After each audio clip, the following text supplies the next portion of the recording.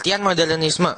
Modernisme ialah konsep yang berhubungan dengan hubungan manusia dengan lingkungan sekitarnya pada zaman modern. Konsep modernisme ini meliputi banyak bidang ilmu, termasuk seni dan sastra.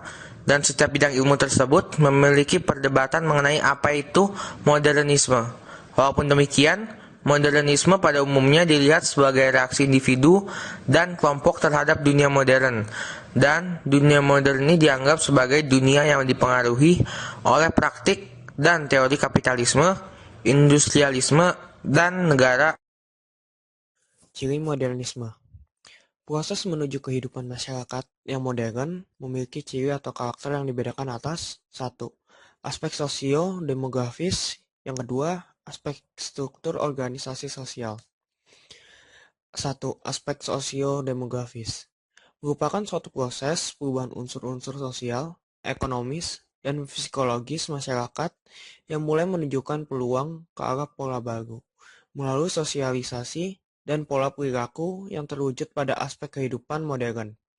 Misal mekanisasi, urbanisasi, dan peningkatan pendapatan per kapita. 2. Aspek struktur organisasi sosial merupakan perubahan unsur-unsur dan norma kemasyarakatan yang terwujud apabila manusia mengadakan hubungan dengan sesama dalam kehidupan bermasyarakat. Hal ini dapat menyangkut lembaga kemasyarakatan, norma sosial, pelapisan sosial, kekuasaan, dan wewenang, dan interaksi sosial. Syarat modernisme.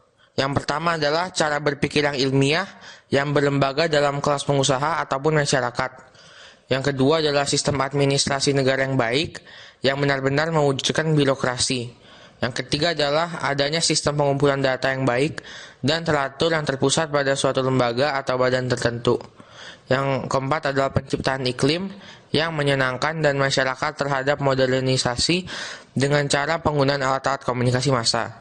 Yang kelima adalah tingkat organisasi yang tinggi yang di satu pihak berarti disiplin, sedangkan di lain pihak berarti pengurangan kemerdekaan.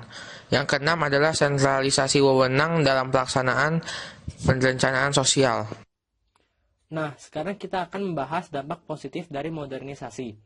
Dampak positif modernisasi yang pertama yaitu memperkuat integrasi dalam masyarakat. Seperti telah dibahas sebelumnya bahwa ciri manusia yang modern diantaranya adalah memiliki sikap yang terbuka terhadap segala bentuk pengalaman dan perubahan. Dengan adanya sikap ini tentunya akan memperlancar proses komunikasi dan interaksi antar individu dalam masyarakat. Proses interaksi yang lancar akan mempererat jalinan hubungan antar warga dan juga akan memupuk integrasi sehingga semakin kukuh. Yang kedua, peningkatan ilmu pengetahuan dan teknologi. Kesiapan manusia modern untuk berubah dan terbuka pada hal-hal baru akan mengubah pola pikir mereka. Seperti masuknya ilmu pengetahuan dan teknologi baru yang dapat membantu meringankan beban pekerjaan serta menghemat waktu dan tenaga, membuat mereka yakin bahwa dengan iptek akan meningkatkan kesejahteraan dan taraf hidupnya. Di samping itu, adanya kemajuan iptek akan menumbuhkan rasa ingin tahu, ingin mempelajari lebih lanjut, dan kemudian turut menciptakan hal baru yang lainnya. Inilah yang dimiliki manusia-manusia modern dalam menyikapi kemajuan, di mana kemajuan iptek dan juga perubahan disikapi sebagai hal positif yang dapat mengembangkan diri mereka. Peningkatan teknologi dirasakan akan menopang banyak lini kehidupan, seperti sistem pendidikan, sistem perekonomian, dan lain sebagainya. Nah, dampak positif dari modernisasi yang ketiga yaitu kemajuan di bidang industri. Adanya modernisasi dapat menunjang kemajuan di bidang industri. Kenapa tidak? Semua kemudahan, fasilitas-fasilitas teknis yang ada akan lebih mempercepat proses produksi dan distribusi barang dan jasa yang dihasilkan. Dalam proses produksi, kemajuan di bidang teknologi, terutama penambahan jumlah mesin-mesin produksi yang akan dapat menghasilkan barang dalam jumlah yang besar dan dalam waktu yang sangat singkat. Dalam hal ini tentunya akan berimbas pada keuntungan yang besar. Nah, dampak positif dari modernisasi yang keempat yaitu meningkatkan kesadaran politik dan demokrasi. Semakin mudahnya mengakses informasi, baik dari media cetak maupun media elektronik, maka semakin banyak pula pengetahuan politik yang didapatkan oleh masyarakat. Dengan demikian, sikap kritis sebagai perwujudan kehidupan yang demokratis akan lebih mudah terbentuk. Nah, dampak positif dari modernisasi yang terakhir yaitu kemajuan di bidang transportasi. Saat ini, masyarakat sudah dimanjakan dengan fasilitas-fasilitas transportasi yang mengedepankan kenyamanan, keterjangkauan harga, dan ketepatan waktu. Semua bidang transportasi mulai dari kendaraan bermotor seperti bus, taksi, kereta api, pesawat terbang, dan kapal laut saat ini berlomba-lomba mengembangkan dan menambah fasilitas baru pada armada mereka untuk melayani masyarakat. Dampak negatif modernisme. Modernisme tidak selamanya memberikan dampak yang positif bagi perkembangan kehidupan sosial bermasyarakat seperti yang dijelaskan Albert tadi. Dalam arti, mengubah masyarakat dari tradisional menjadi modern. Tidak menutup kemungkinan masyarakat yang kurang siap terhadap modernisme akan memunculkan sikap yang menjadi dampak negatif dari modernisasi itu sendiri. Nah, tahukah kalian dampak negatif apa sajakah yang timbul akibat adanya modernisme? Berikut beberapa dampak negatif yang dapat muncul akibat gejala modernisme. 1. Kesenjangan sosial dan ekonomi. Secara khusus, kesenjangan sosial yang terjadi dalam masyarakat akibat dari adanya modernisme dan pembangunan dapat dilihat adanya berbagai fenomena yang terjadi di masyarakat berikut ini. A. Timbulnya kelompok-kelompok sosial tertentu, misalnya pengangguran, kelompok asongan, pedagang kaki lima, dan lain sebagainya. B. Adanya perbedaan kelas yang didasarkan pada tinggi rendahnya pendidikan yang ditempuh. C. Terjadinya berbagai masalah sosial dalam keluarga, terutama antara orang tua dengan anak-anaknya. Hal ini karena adanya perbedaan pola pikir dan adanya kecenderungan bahwa anak-anak atau generasi muda lebih dapat menerima perubahan yang terjadi jika dibandingkan dengan orang tua atau generasi tua yang cenderung untuk mempertahankan tradisi yang sudah ada. D. Terjadi perubahan sosial budaya dalam masyarakat yang sulit untuk dihindari, kecuali warga masyarakat itu sendiri harus dapat mengantisipasinya, seperti pengaruh pergaulan bebas, minum minuman keras, mode pakaian, gaya rambut, dan lain-lain. Selain kesenjangan sosial, modernisasi juga dapat menimbulkan terjadinya kesenjangan ekonomi. Hal ini bisa kita lihat adanya berbagai gejala di masyarakat sebagai berikut. 1. Timbulnya jurang yang semakin dalam antara si kaya dan si miskin. 2. Budaya konsumerisme yang ditandai adanya sekelompok masyarakat yang selalu ingin memiliki barang baru yang ada di pasar, walaupun tidak dapat memilikinya secara tunai. 3. Kelompok masyarakat yang berhasil dalam bidang usahanya akan menjadi kaya secara mendadak. 4. Timbulnya demonstration effect. Maksudnya, sekelompok masyarakat yang selalu memamerkan kekayaannya. Dampak negatif yang kedua adalah pencemaran lingkungan alam. Modernisasi di negara kita yang ditandai dengan dibangunnya berbagai industri dan pembangunan di segala bidang kehidupan telah menyebabkan atau menimbulkan permasalahan baru dalam lingkungan hidup. Kenyataan yang bisa kita lihat di masyarakat adalah bahwa pembangunan industri telah menimbulkan pencemaran sungai, karena sebagian besar industri membuang limbahnya ke sungai. Selain itu, juga telah mengakibatkan terjadinya pencemaran udara akibat asap pabrik. Menurut banyak ahli, masalah tata lingkungan tidak terbatas pada masalah pencemaran udara dan sungai-sungai akibat limbah industri, tetapi mencakup tata lingkungan yang semakin memburuk akibat benturan tekanan penduduk, pengembangan sumber alam, dan energi. Proses pertumbuhan ekonomi serta perkembangan ilmu pengetahuan dan teknologi, kerusakan lingkungan hidup di Indonesia akibat kegiatan pembangunan serta industrialisasi sekarang ini tidak dapat dianggap ringan. Dengan demikian, masalah ini harus mendapat prioritas dalam agenda pembangunan. Yang ketiga adalah kriminalitas. Tindakan kriminal atau kejahatan umumnya dilihat sebagai perbuatan yang bertentangan dengan norma hukum dan norma agama yang berlaku di masyarakat. Tindakan kejahatan ini biasanya menyebabkan pihak lain kehilangan harta benda, cacat tubuh, bahkan kehilangan nyawa. Sekarang saya akan menjelaskan tentang contoh-contoh modernisme. Saya akan memberikan 3 contoh. Yang pertama adalah komunikasi. Sebelum modernisme, komunikasi tidak ada media penghalang, di mana hubungan interpersonal dilakukan secara face-to-face. Lalu, kedua, jika komunikasi jarak jauh, digunakan media surat, di mana pesan diterima dalam waktu yang gak lama.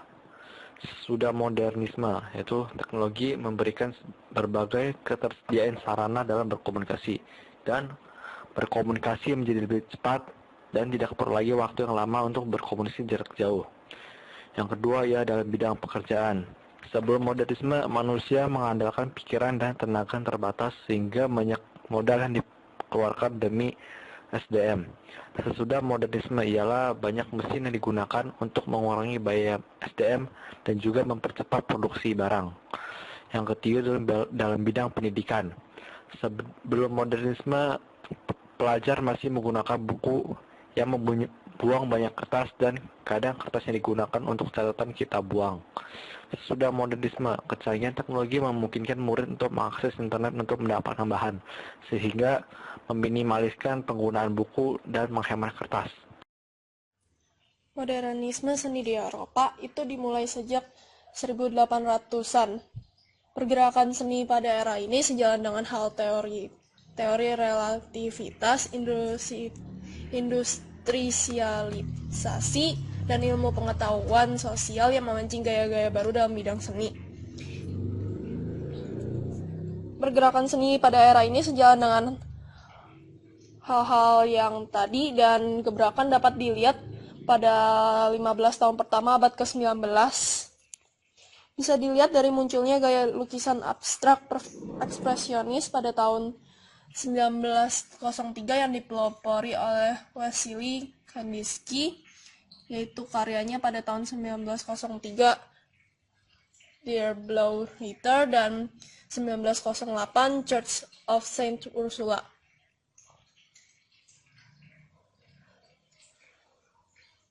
Dan bangkitnya Cubism pada tahun 1908 yang dipelopori Pablo Picasso dan Georges Braque.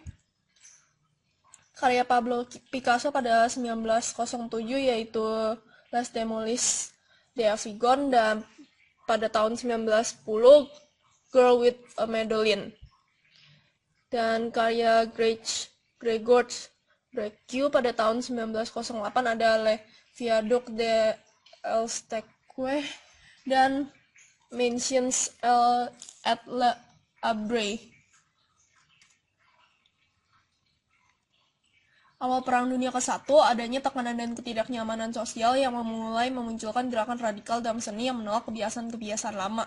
Dimulai ketika komposer Rusia Igor Stravinsky pada tahun 1913 mencoba menunjukkan pertunjukan yang manusia menjadi korban.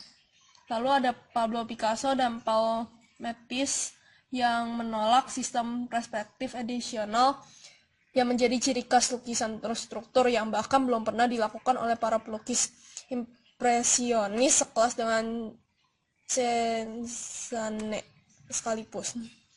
Dan inilah yang mulai memperjelas apa yang sebenarnya diistilahkan sebagai modernisme, yaitu sebuah penolakan dan pergerakan terhadap kesederhanaan gaya realis dalam literatur dan seni, mengubah tonality dalam musik. Pada tahun 1920, modernisme dalam era sebelum perang hanyalah sebuah efek minoritas yang mulai menegaskan dirinya sebagai hal yang dapat mengubah zaman. Modernisme di Eropa terlihat dalam pergerakan seni yang kritis seperti Dadaisme, Surrealisme, sama Bloomsbury Group, yaitu sebuah kelompok pelajar bohemian di Inggris. Gaya yang muncul terutama ada surrealis, cubis, ekspresionisme, fauvisme, dan futurisme, serta Leninisme yang secara cepat dapat diadopsi daerah-daerah yang luar jauh dari daerah asalnya. Dua kelompok besar di era modernisme ini lebih dikenal sebagai pengembang ide baru yang berkaitan dengan seni arsitektur, desain, dan pendidikan seni. Mereka paling menonjol perannya dua kelompok ini paling menonjol perannya yaitu adalah Bauhaus dari Jerman dan De Stijl dari Belanda. Pada tahun 1930, modernisme di Eropa mendapat posisi penting baik dalam politik dan seni. Lalu pada zaman ini, 1918, modernisme pada tahun 1918 dikatakan bersifat keterlaluan, tidak masuk akal, serta lebih emosional. Setelah Perang Dunia, modernisme kembali berbelok ke arah sistematisme dan nihilisme. Gerakan yang paling paradigmatis yaitu Dada.